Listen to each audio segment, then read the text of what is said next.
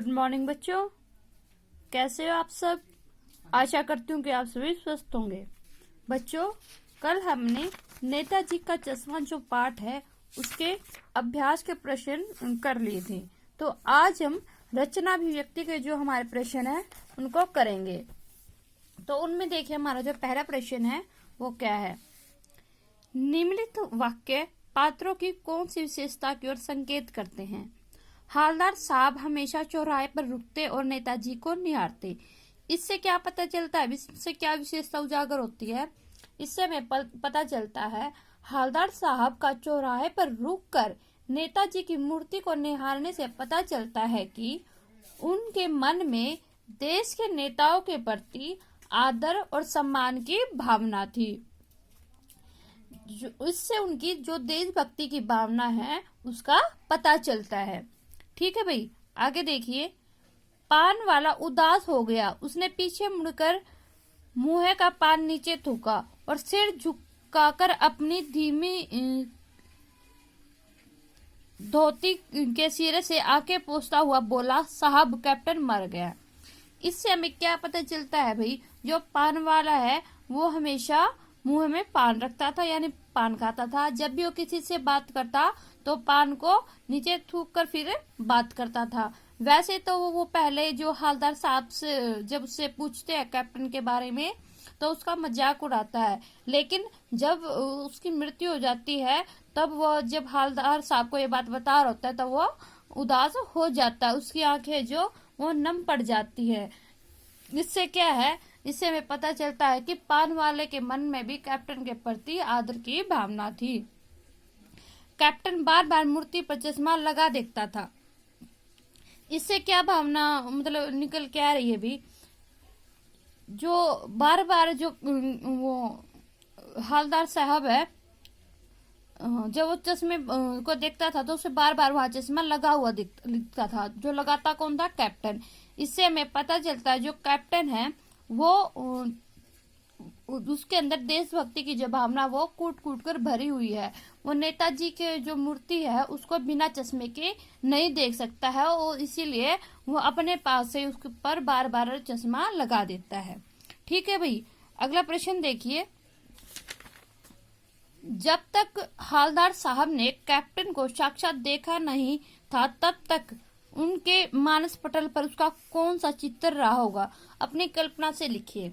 जैसे कि भी हमने पाठ में पढ़ा था, जो हालदार साहब हैं वो कैप्टन को एक फौजी मानते थे या फिर ऐसा सोचते थे कि वो किसी नेता के मतलब साथ रहते थे।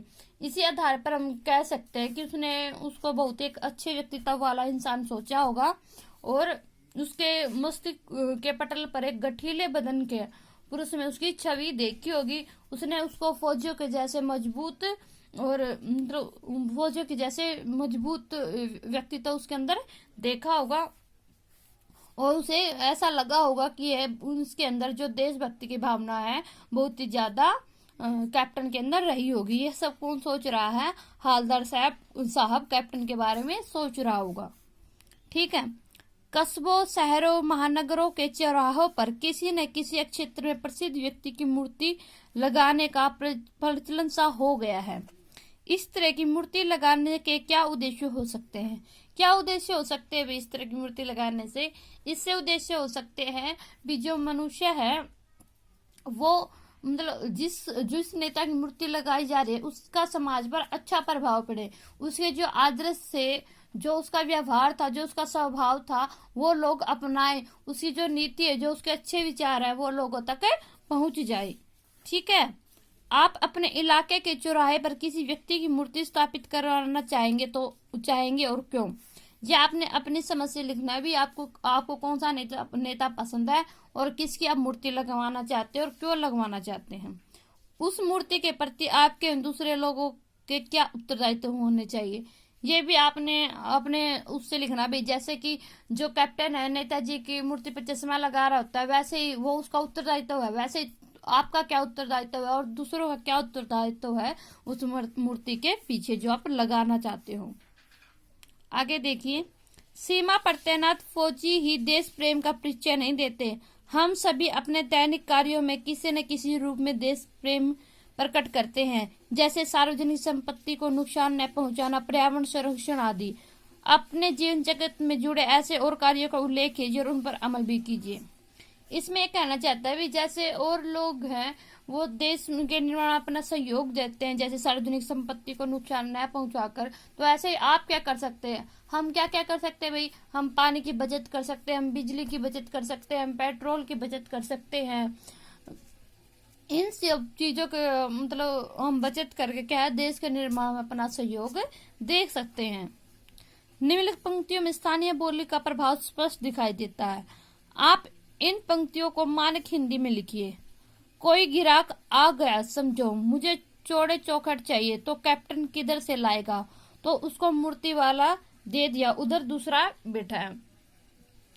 तो इसमें क्या करना है भाई, हमें इसको मतलब मानक हिंदी में लिखना है। जैसे कि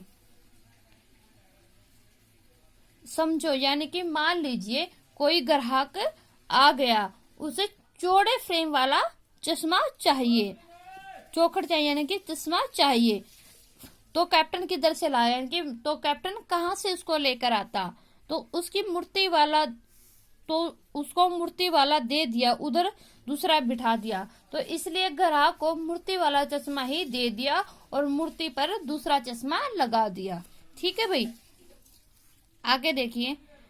भाई खूब, क्या आइडिया है। इस वाक्य को ध्यान में रखते हुए बताइए कि एक भाषा को दूसरी भाषा के शब्दों के आने से क्या लाभ होता है।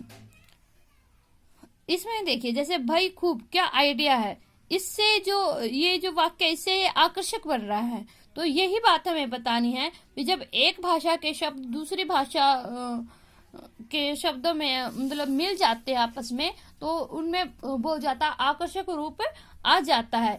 इससे जो हमारी जो वाक्य है, जो हमारा जो हम कहना चाहता है वो प्रभावशाली बन जाता है।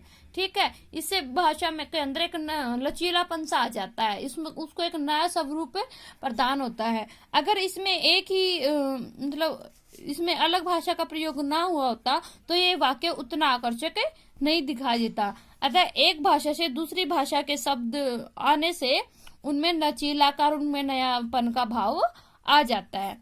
ठीक है भाई, ये थे हमारे रचना अभिव्यक्ति के प्रश्न अभ्यास के थे जो हमने वो कल कर लिए थे। आज हमारे पास रचना अभिव्यक्ति के, जो आपने इनको लिखना है और इनको अच्छे से याद करना है। धन्यवाद।